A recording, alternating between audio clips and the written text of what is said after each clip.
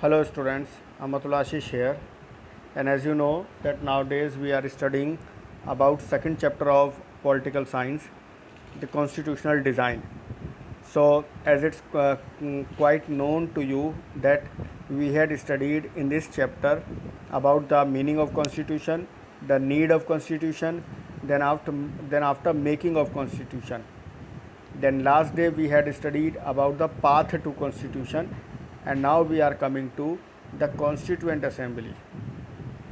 In the previous topics we had studied that what were the preparations before uh, drafting or before preparing the constitution, and now in this part or in this topic of the lesson we are going to study about the role of constituent assembly in preparing constitution.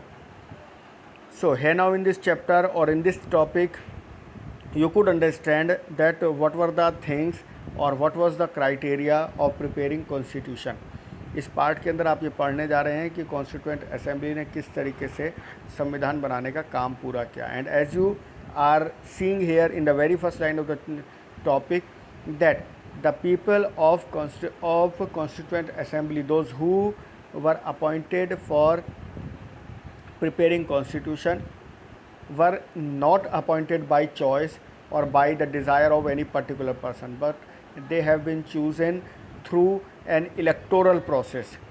Elections were held in 1946 for the constituent assembly, and finally the representatives of people were called for the preparing of constitution.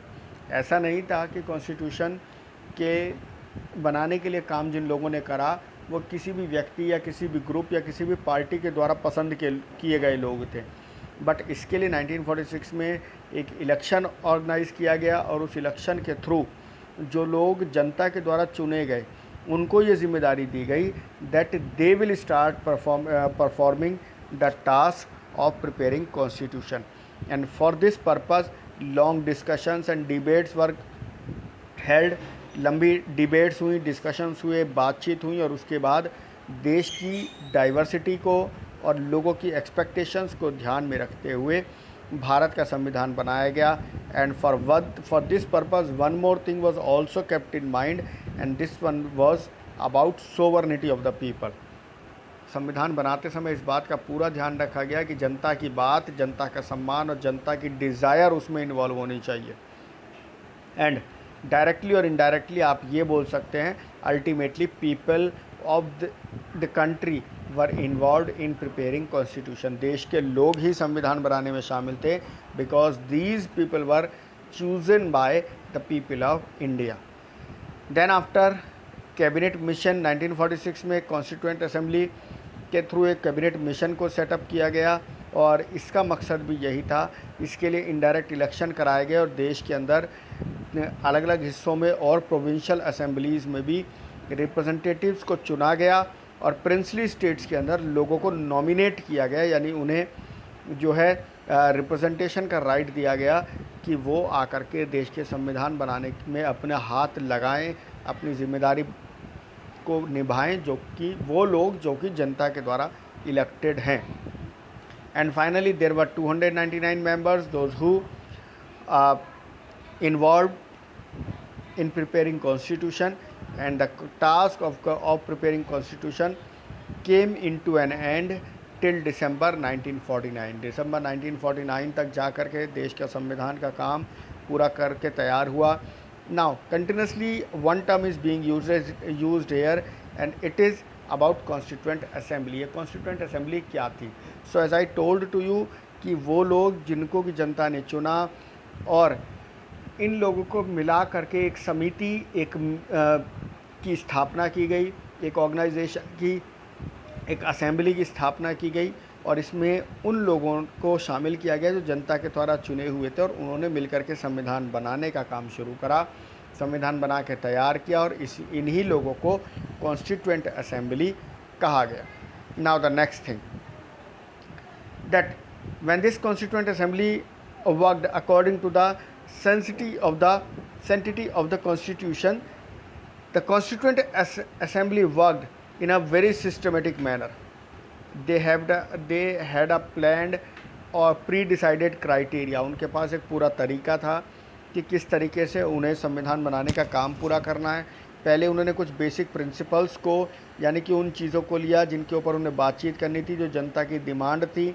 Then after उनके ऊपर बातचीत करके उनके बारे में agreement लिया गया सब लोगों का, मीन्स सबको तैयार किया गया उसके ऊपर।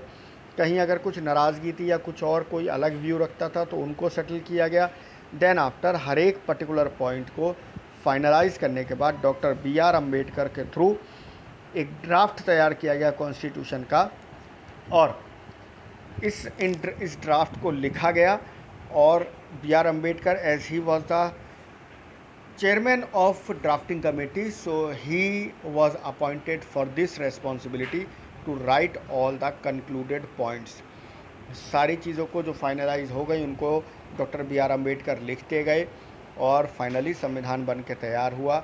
और इसमें सारे लोगों ने, जितने भी मेंबर्स वहाँ पर शामिल थे कॉन्स्टिट्यूशन के अंदर, कॉन्स्टिट्यूशन मेकिंग के काम में, उन्होंने अपना बेस्ट पॉसिबल एफर्ट दिया और बेस्ट पॉसिबल लॉज जो थे वो देश के संविधान के लिए इन्वॉल्व किए गए, संविधान के अंदर देश की जनता के लिए।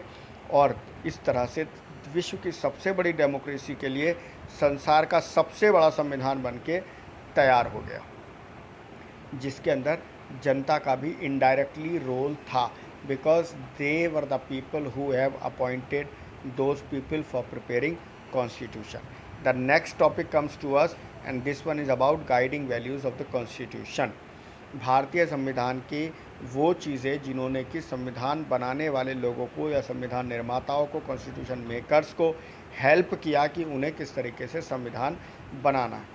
So you can say so that the preamble of Indian Constitution is having those guiding values. वो guiding values जिनको ध्यान में रख करके संविधान बनाया गया, वही देश का preamble है। preamble means the content which has the actual philosophy of the constitution, जिसके अंदर philosophy की, जिसके अंदर constitution की soul होती है, जिस आधार पर कॉन्स्टिट्यूशन तैयार किया गया है और उसमें कौन कौन से प्रोविज़न्स हैं, उन सब चीज़ों को इसमें शामिल किया जाता है और इसी को ही प्रीएम्बल कहा जाता है किसी भी एक संविधान का। आप कह सकते हो कि ये बेसिक सोल है या फाउंडेशन है जिसके ऊपर पूरी वो इमारत कॉन्स्टिट्यूशन की बनी हुई है। गांधी जी हालांकि कॉन्स्टिट्यूएंट असेंबली के मेंबर नहीं थे, बट फिर भी उन्होंने देश की आज़ादी से पहले ही देश के बारे में एक अपना एक विज़न, एक अपना आइडिया, एक अपना सपना रखा था कि वो कैसा भारत चाहते हैं।